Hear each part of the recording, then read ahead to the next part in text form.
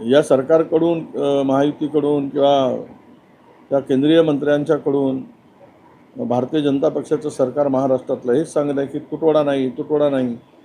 आता जर काल आरशी बुक पाहून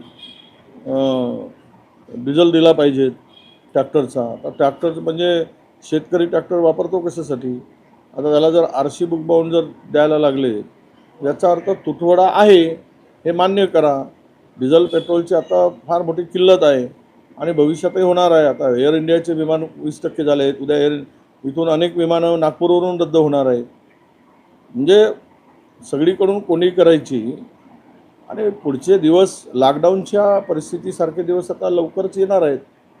त्यामुळे आम्ही जनतेला आवाहन करतो आहे की आता तुम्ही असलेले पैसे जे काय ते सुरक्षित ठेवा. कुठे फार काही गुंतवणूक करू नका आहे सरकारच्या भरोशावर विश्वास ठेवून. ती गुंतवणूक केली की ते पण परत येणार नाही.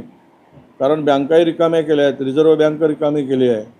रिझर्व्ह बँकेचा सगळा पैसा स्वतःच्या सरकारचा मालकीचा असल्यासारखं ते काढून घेण्याचं काम सुरू आहे.